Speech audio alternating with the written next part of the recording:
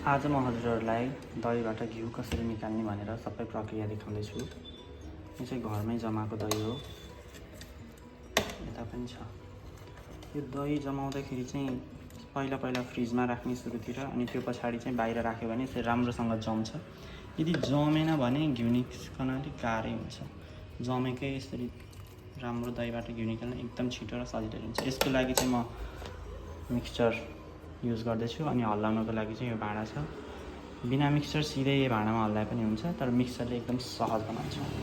ल अब सुरु गरौँ है त।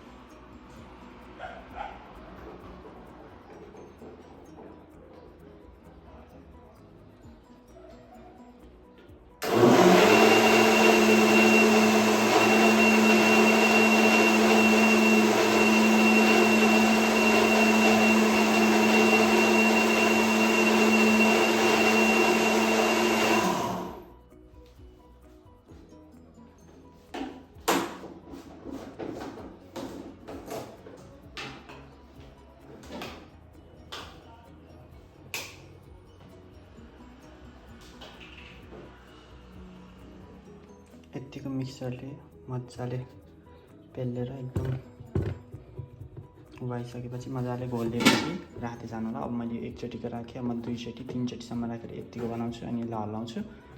सो 3 चोटिको एकैचोटि हुन्छ। म अब रगो 2 चोटिको राखेर अनि हजुरहरूलाई हल्लाइदिन्छु। मैले 3 चोटि पुरै लगभग भोरी यहाँसम्म जतिको दही राखेर मोथेँ, अनि यति भयो। सो अब अलिकति बढाउनको लागि मैले लगभग आधाभन्दा अलिकति बढी राखेर मोथेँ, अनि अब यति रहेको छ। अब यो चाहिँ ठ्याक्क अर्कोचोटि सबै एकैचोटि हुन्छ।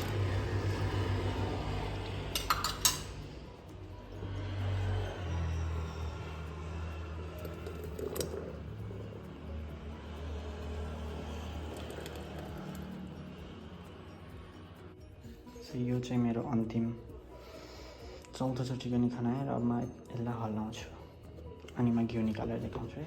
अनि म यो पनि भन्न चाहन्छु कि यदि दहीको मात्रा, पानीको मात्रा अनि तापक्रमको मात्रा सबै मिलेको छ भने चाहिँ सिधै नहुने घिउ यसै मिक्सरबाट पनि निस्किन्छ। त्यो चाहिँ एकदम कहिलेकाहीँ मात्र हुन्छ, धेरै जसो चाहिँ यस्तै नै हुन्छ। अब यसलाई हल्लाएपछि एकछिनमै आइहाल्छ, धेरै बेर लाग्दैन लाग्न त। सुरु गरौँ है।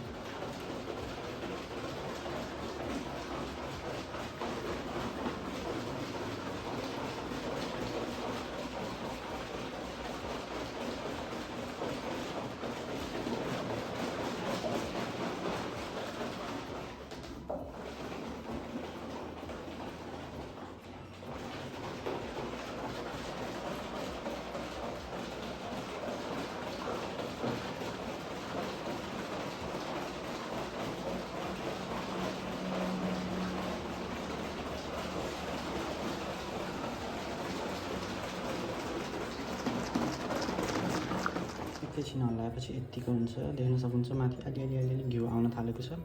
यत्तिको भइसकेपछि हामीले अलिकति पानी हाल्नुपर्छ, र यो पानी चाहिँ जाडो मौसममा तातो र गर्मी मौसममा चाहिँ चिसो फ्रिजको पानी हाल्नु होला। अहिलेको मौसम चाहिँ ठिक्कको छ, त्यस्तो चिसो नि त्यस्तो तातो पनि छैन। मैले ठिक्कको पानी हाल्दैछु, धाराको पानी। सकेसम्म जति सुन्दै हाल्नु होला।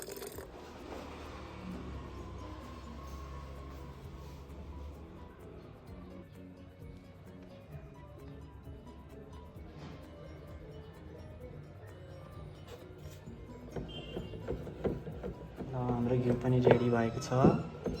यो माथि आएको सबै घिउ हो, नुहाउने घिउ। मैले झिक्दैछु है। सो मैले चाहिँ यो टाढुको सहायताले झिक्दैछु। देख्न सक्नुहुन्छ कति राम्रो नुहाउने लागेको छ। यसको मोही जति सबै तारेर घिउ मात्र यो कराईमा झिक्ने। यसरी म सबै घिउ झिक्छु है।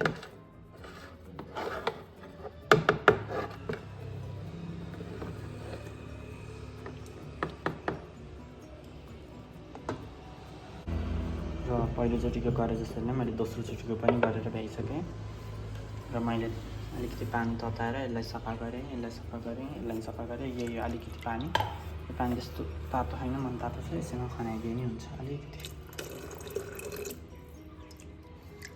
रहेको चाहिँ म पछि खनाउँला, मैले हल्लाउँछु।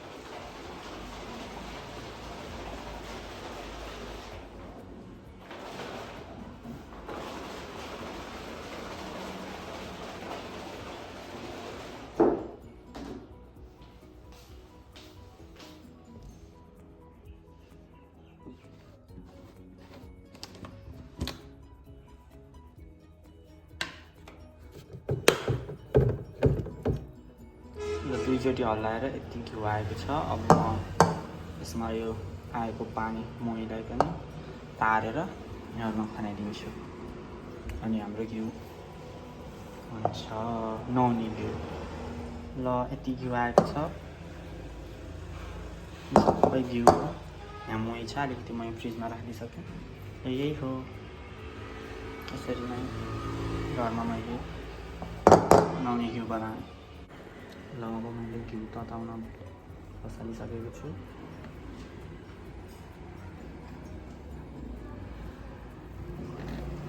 ताप्दै गर्छ अनि बिस्तारै चलाउँदै पकाउँदै नुहाउनेबाट घिउ बनाउने। ल हेर्न सक्नुहुन्छ हाम्रो घिउ रेडी भएको छ।